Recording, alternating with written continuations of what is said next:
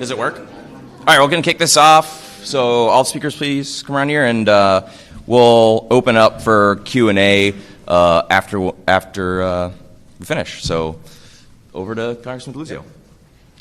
Okay, thanks everyone, and thanks everyone for joining us. I'll introduce folks as we go through the run of show. I'm Representative Chris Deluzio from Pennsylvania's 17th District, along with Representative Pat Ryan from New York. We co-chair the Democratic Veterans Caucus here in the House.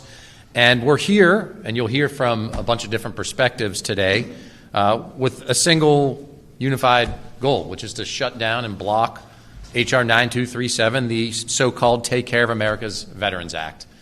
This bill the Republicans are pushing, I'll be very blunt, cuts veterans' benefits. Let me say that again. The Republicans are cutting veterans' benefits in this bill. It's not that complicated.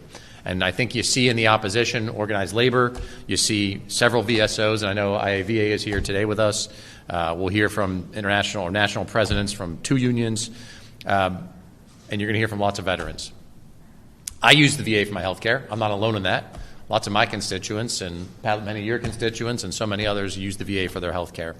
It is about a sacred promise our country makes when you raise your right hand to serve, that the benefits and the care you've earned will be there when you're done with service throughout your time. And we expect there to be high-quality, veteran-specific care. We push in the Congress for that care to improve every chance we can get. And this bill, it betrays that sacred obligation our country has to veterans. This thing is right out of Project 2025's playbook to privatize and gut the VA. It's why you see VSOs oppose the bill. It's why IAVA and DAV and VFW oppose the bill. The Republican bill cuts benefits for 2 of the most common disabilities, tinnitus and sleep apnea. It just does. It cuts them. For future veterans who undoubtedly will suffer from those conditions, those benefits will be cut under this Republican bill. The Republicans also cut the VA home loan benefit, making it more expensive for veterans to get a benefit they've earned during a housing affordability crisis, by the way, all over the country.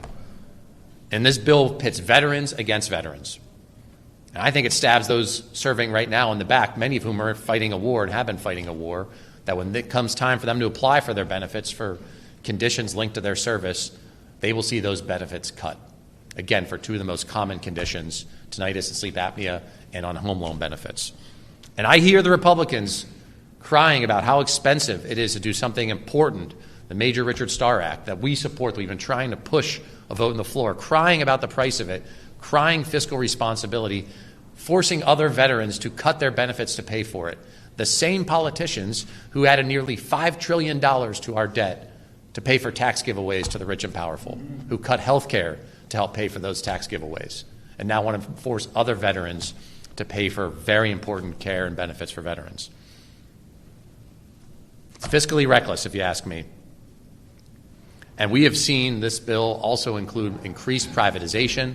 You can see the trend lines of how underfunded direct care of VA and VHA has been relative to ballooning and less accountable and more expensive community care.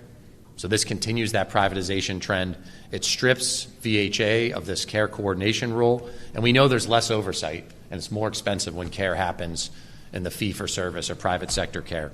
A 2023 study found that older veterans admitted to non-VA hospitals during the COVID pandemic were more likely to die than those admitted to VA hospitals. A 2022 study found that veterans who were treated at a private hospital's emergency department had a 20% higher likelihood of death compared to a VA hospital. This costs veterans lives. A 2025 study found that VA purchased community ICU care expanded markedly while incurring higher costs and slightly worse outcomes. This comes at a cost to the public and to veterans. So I'm opposing VA privatization. I'm opposing cuts to veterans care. I'm opposing this bill. I'm proud to be joined by so many in this fight. And I first want to welcome the national president of the AFGE, the American Federation of Government Employees, Everett Kelly.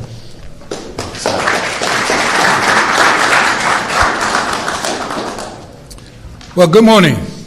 Good morning. Okay, first of all, I want to thank Ranking Member Takano in his absence. They come right through the door right now. Representative Deluzio and Ryan for their tireless work on behalf of federal workers, VA employees, and the veterans that they serve. As a proud veteran myself, I'm deeply grateful for leaders who understand that service must be matched with integrity. But let me be clear. A bill that calls itself Take Care of Americans Veteran Act ought to live up to its name. It ought to walk the walk. Instead, this bill should be called the Americans Veterans Beware Act. This proposal would make some veterans pay the price for helping others by tying the Major Richard Starr Act legislation that rightfully allows combat veterans to receive both retirement and disability benefits to harm offsets. This bill will strip or reduce benefits for more than 150 million veterans. Now that's not care. That is sacrifices imposed on those who have already given so much. And it would cut $57 billion in future disability payments over the next decade. Now, as a child of the South and as a believer, I've always been told you don't rob Peter to pay Paul. But that's exactly what this bill does. This bill also pushes us farther down a dangerous road, one that speeds up the privatization of the VA. It locks in biased standards that the VA must meet while holding private providers to no such standards. We already see nearly half of VA care being outsourced. It would further privatize mental health services and VA clinical research. This is not strengthening the VA. This is hollowing the VA out. Nearly half of all services are already provided outside the VA. And this bill would be tipping the tipping point that pushes the direct care into a downward spiral at the VA. And let us not forget the workers, the delicate staff who show up every day to serve our veterans. This bill strips the VA, the psychologists and their workplace rights, silencing their voices and undermining collective bargaining protection, and leaves anti-worker policies in place. This is not how we honor those who care for our nation's heroes. If we are to keep our promises, to take care of those who have served us, we cannot turn our backs on them. We cannot, under no circumstance, and we cannot weaken the system designed to care for them. So today, we say reject the cynical approach. Pass the Major Richard Starr Act on its own. It can stand on its own. Work in a bipartisan manner to strengthen the VA and empower its workforce to serve veterans the way that they serve us, with dignity, with fairness, and with honor. So thank you, and I urge all of you and everyone that hear our voice today to take appropriate actions to make sure that this travesty does not come to fruition. Thank you. Thank you, President Kelly. I want to bring up my co-chair of the Democratic Veterans Caucus, an Army veteran from New York, Representative Pat Ryan.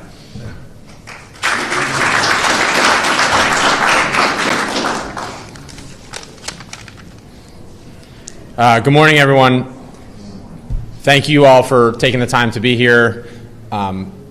It's ridiculous that we have to be here. Another attack on our veterans and those who care for our veterans, many of whom, by the way, are veterans. That's right. So a multi-tiered attack, but we are responding to that, and I'm really proud to be here with everybody, especially with our ranking member. Thank you for your leadership on this. Thank you to Dr. Ruiz for being here. We have many members of the congressional baseball team here as well, coincidentally, on a lighter note. But this is a heavy topic. You said beware. I think the word is betrayal.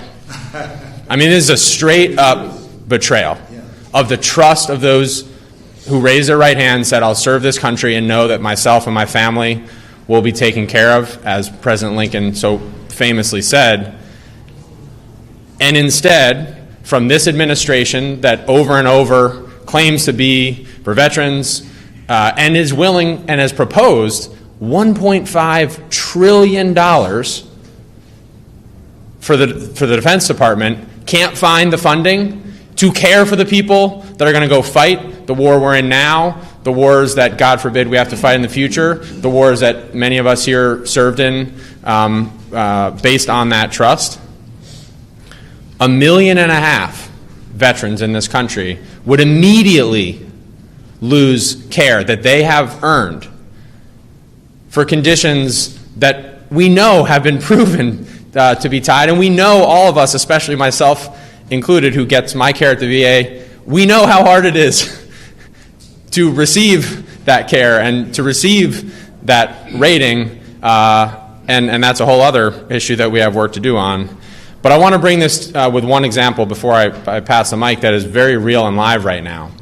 On February 28th, in the opening day of this reckless war in Iran, we had 6 American heroes killed in Kuwait at Port Shuaibah and over 50 seriously wounded. It was actually incredibly infuriating reporting yesterday about the care or lack of care that the wounded received in that incident. This was a one-way attack drone on a base that had not been protected.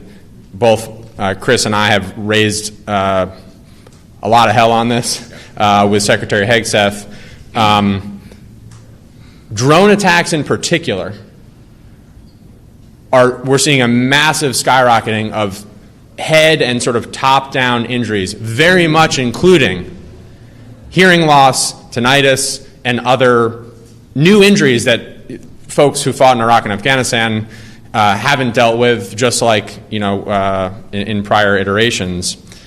Many of the worst injuries from that attack will certainly incur tinnitus and a lot of other care that is needed. And this bill, among many other harmful things it does, would rip care from those who were just recently wounded in a war we shouldn't be in, funded with our taxpayer dollars, while all of us pay at the pump, while this administration, again, claims to be for the people and specifically for veterans. So, I think it's crystal clear, not at all partisan, as we've seen in the VFW, DAV, our union brothers and sisters, IAVA, so many people that have committed themselves to not being partisan, not being political, all saying this is wrong. The outpouring of letters that I've got from my constituents when they heard about this, rightly furious.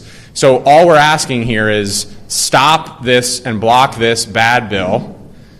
And all I want is a few of the Republicans that over and over claim to be for our veterans to sign the discharge petition. I know this is a process thing, but this really matters. We don't need them all. We just need a few. Particularly, I'd say my Republican veteran colleagues should step up to the plate here.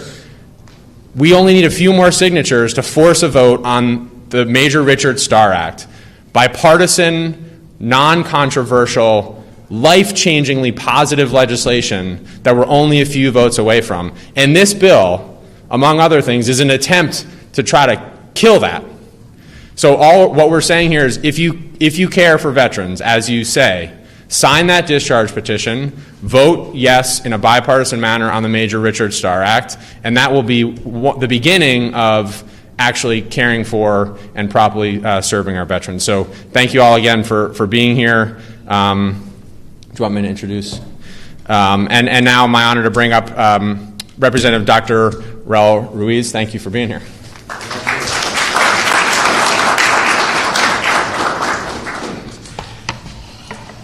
Hello, everybody. I'm Congressman Dr. Raul Ruiz. I represent California's 25th Congressional District, and I'm the Democratic lead on the Major Richard Starr Act.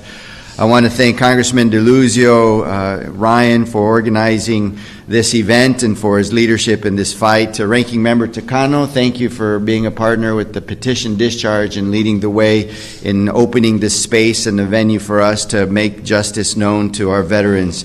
A special thank you to all the different veteran service organizations and AFG who are here, and all the veterans in the room and all the VA workers in the room who care deeply about taking care of our veterans. You represent the people who serve our veterans every single day, and your voices matter here today.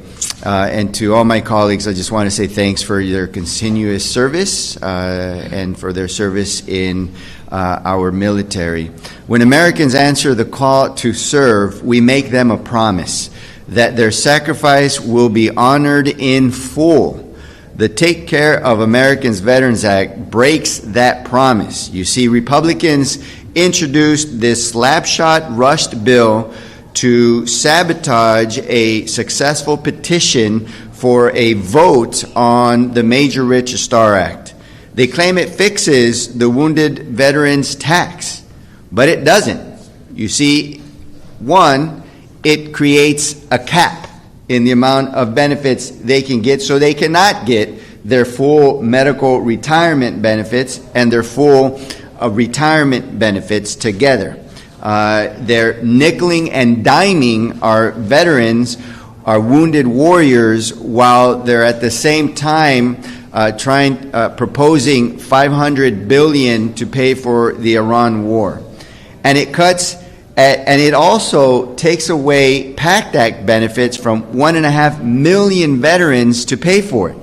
And it cuts at least $60 billion from veterans' benefits over the next 10 years.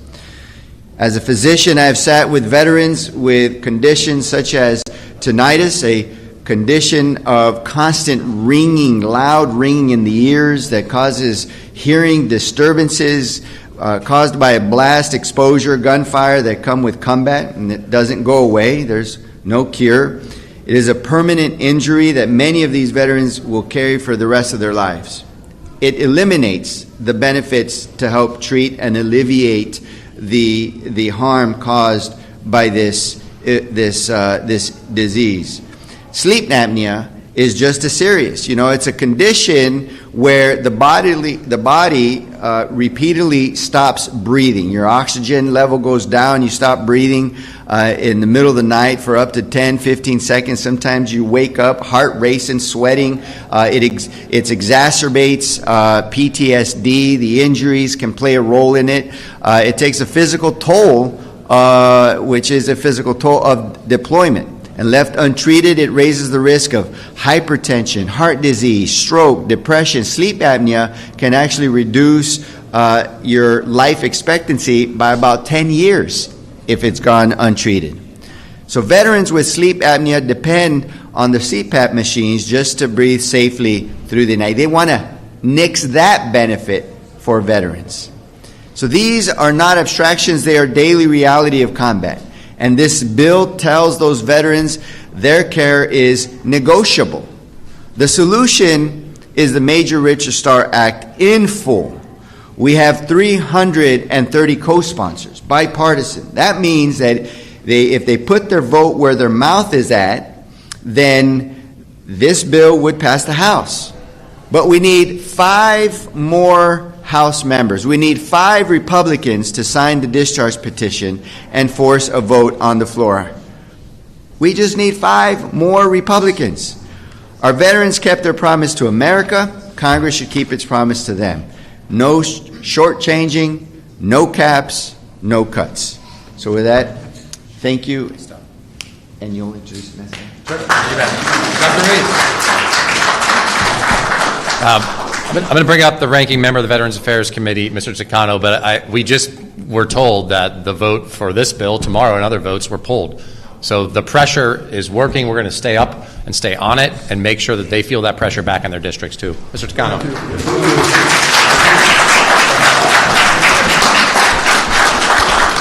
Well, thank you, Congressman Deluzio.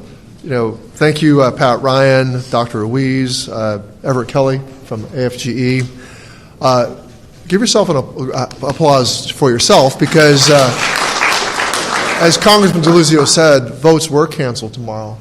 The quick reaction, the quick information, the ability to inform veterans and the labor community, all of the stakeholders, it's a testament to the grassroots reach of many of the people in this room. So votes have been canceled, but what we do need is for 5 more signatures on the discharge petition to bring the Major Richard Starr Act to the floor for a vote. That's what all of this drama is meant to avert and stop and to obfuscate. This Republican dysfunction has resulted in a delay in doing the will of Congress. Over 300 members of Congress have co-sponsored Richard Starr. We just need 5 more. We just need five members of Congress to sign the discharge petition to do the will of what already 300 members say they want to do. So good morning. I want to just thank all the Democratic veteran members, the veterans and veteran service organizations who have joined us to discuss the terrible aspects of the Taking Care of America's Veterans Act, which I actually call the Taking Benefits Away from Veterans Act. This legislation would make the largest cut to veterans' benefits in history. Now, Dr. Ruiz detailed the 2 benefits that would be cut for present. My chairman colleague, Chairman Bost, talks about how no veterans' benefits are going to be cut because of this bill.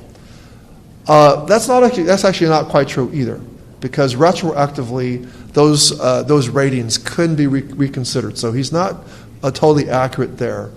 And they in the rules debate and other discussions, Republicans have been fairly dismissive of sleep apnea, like kind of tossing it out as, oh, this is a benefit that we could cut, right? And Dr. Ruiz kind of, I think, through his detail as a physician, has shown why we can't, people shouldn't be too dismissive at all about these things.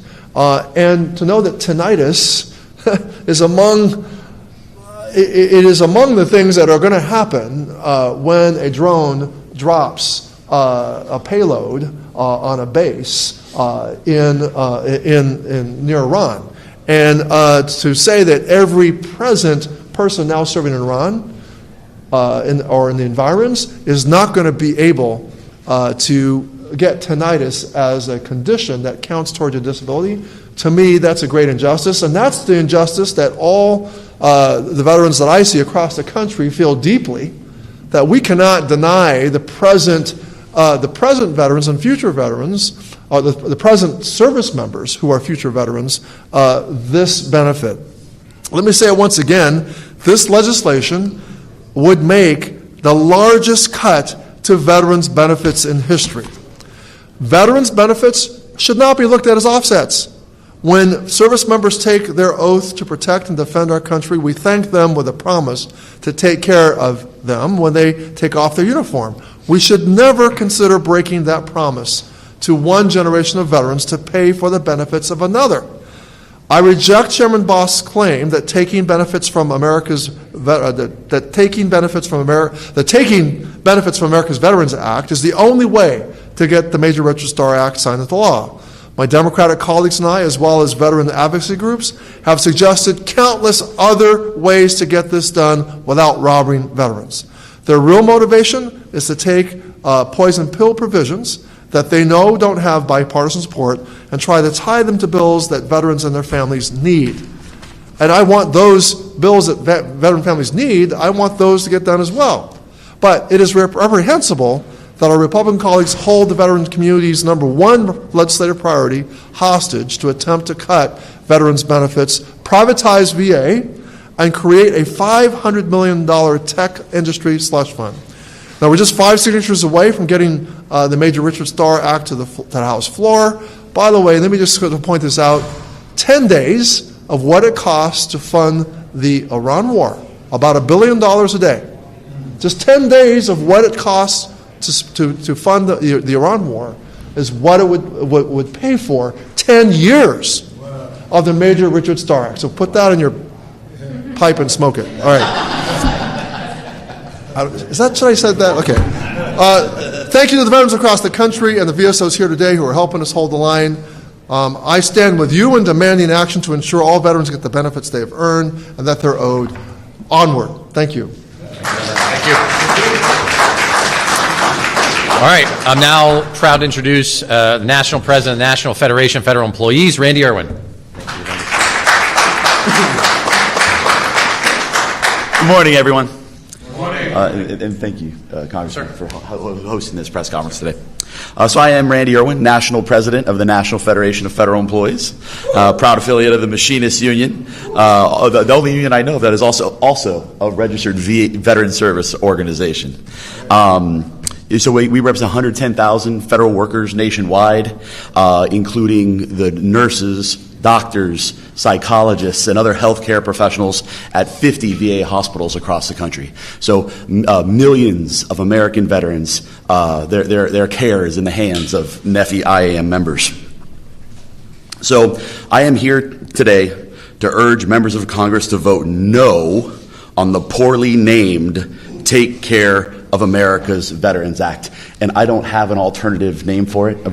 We're testing a few different ones, but we should rally around one of them. Okay, but it's poorly named. It's cynical, and let's be clear: veterans deserve better than this bill.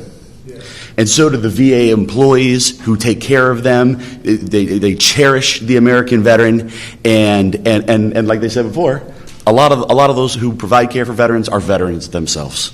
So what would this bill do?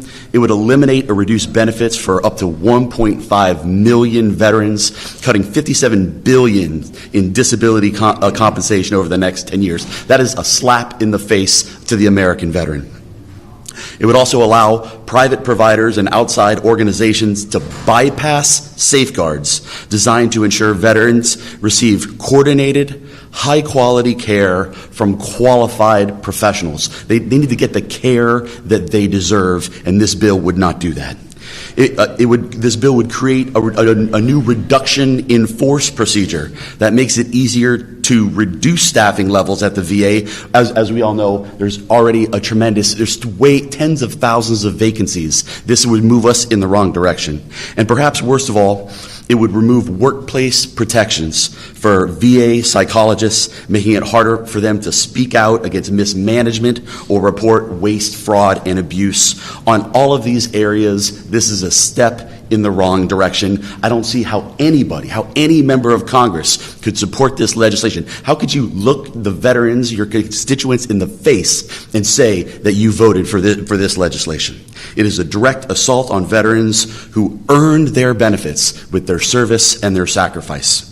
In my view, we need to get away from policies that divert tax dollars away from veterans and into private interests.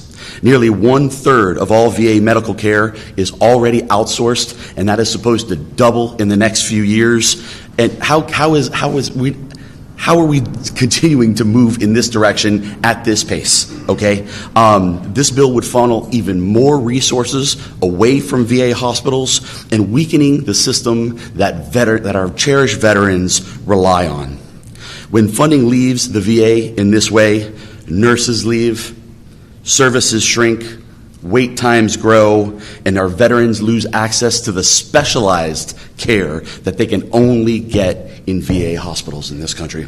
So the choice before Congress is simple: vote no on this deceptively named Take Care of America's Veterans Act. Thank you all for all your work for veterans and the employees that care for them every day. Thank you.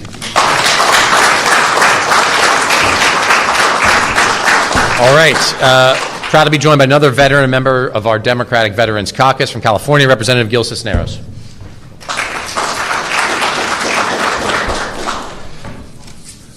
Good morning, everybody. I am Congressman Gil Cisneros. I represent the 31st District in California. I am a Navy veteran, a member of the House Armed Services Committee, and a former Undersecretary of Defense at the Pentagon. I stand here with my Democratic colleagues to express my extreme opposition and concern over legislation that hurts our nation's veterans. The so-called Take Care of America Veterans Act does nothing of the sort. In fact, it completely leaves our veterans behind. It would constitute the largest cut to veterans' benefits in a generation, all because House Republicans want to accelerate the privatization of veterans' health care, cut veterans' disability pay, and triple the fees for veterans facing housing insecurity. They don't care about our veterans. They only care about making themselves look good this election year. Naming a bill that cuts the benefits that the Taking Care of Veterans Act is beyond shameful. My colleagues and I have established a clear bipartisan path forward that would expand veterans' benefits, not cut them, but House Republicans are refusing to engage. Instead, they're playing political games. By pushing through this shameful bill, they're not only harming our veterans, they're also completely ignoring the overwhelming support behind passing the standalone Major Richard Starr Act. I'm proud to support the ranking member Takano's discharge petition, which would pass the Major Richard Starr Act without any cuts to critical VA programs and benefits. When Republicans are ready to come to the table for serious negotiations, they can let us know. And that, thank you very much. All right, now welcome up Jess Finucane from Iraq and Afghanistan, Veterans of America. Jess. Good morning. I feel so short. I am so short. Let me start by making something clear. IAVA supports the Love Lives On Act. IAVA supports increasing dependency and indemnity compensation for surviving spouses. And IAVA definitely supports the Major Richard Starr Act. We support many of the individual bills included in the package. Unfortunately, those meaningful improvements are being hijacked by being rolled into a package of over 60 bills that are suddenly being rushed through Congress, or was.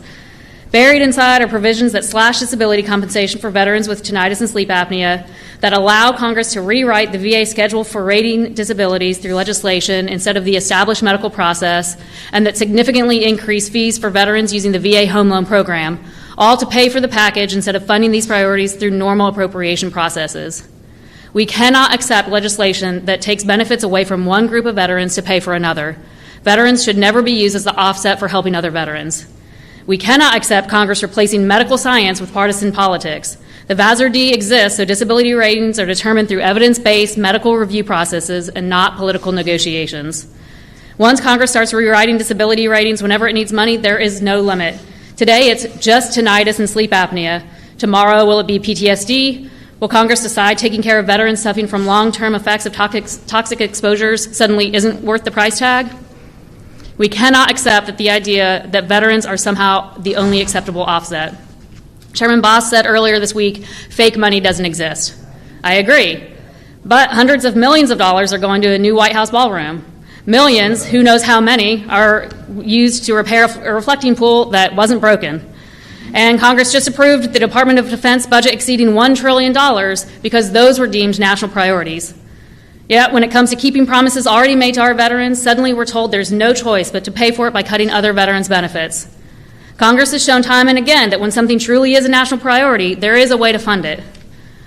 So I'm glad to hear that votes were canceled this week for tomorrow, but I want everyone in this room and the message to remain, and I want every member of Congress to ask themselves, is this the message you want to send to your veteran constituents? Is this the message America wants to send to those who have served our country? At the end of the day, the question isn't whether fake money exists. The question is why veterans are the only acceptable offset. Again, I urge Congress to reject this package. I'm sure that it will show its face somehow, some way again. So please fund these priorities the right way. Stop asking veterans to pay for other veterans. Thank you. All right. And the last word will go to Craig Romanovich from the Union Veterans Council and from the best congressional district in the country.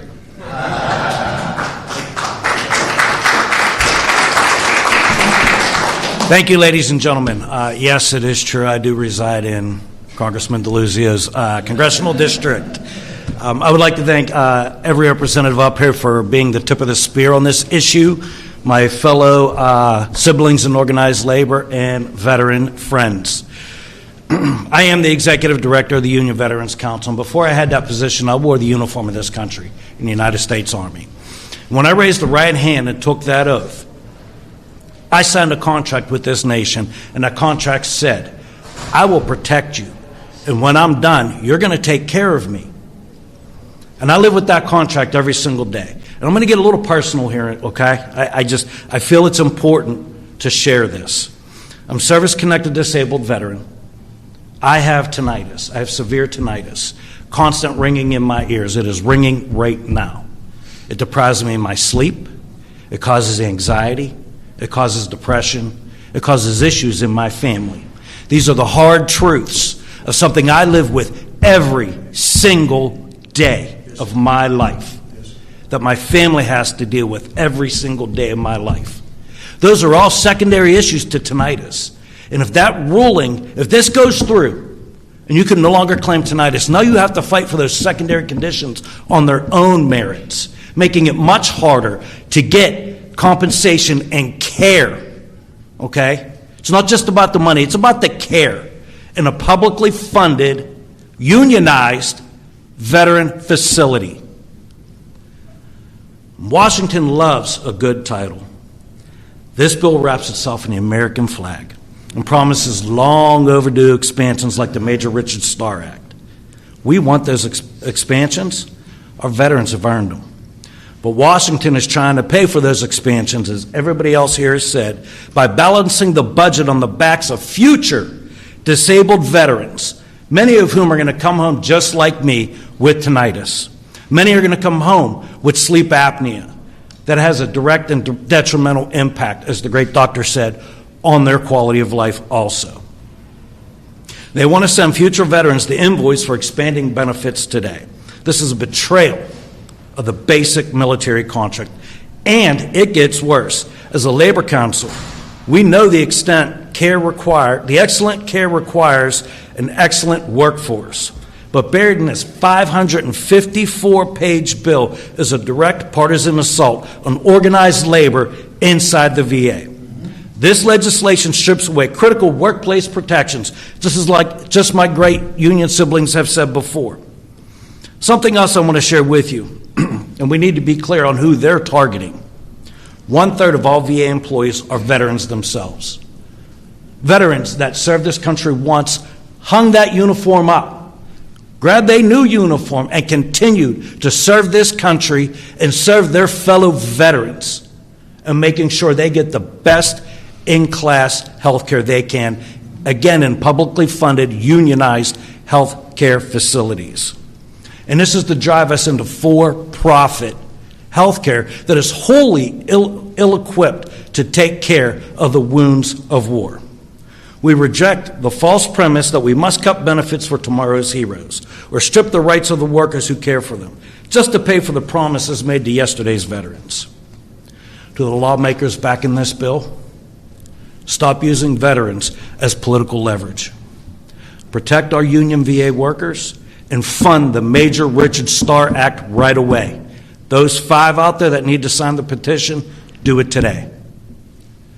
Last thing I want to say, a grateful nation pays its debts. It does not send the veterans that bill. Thank you.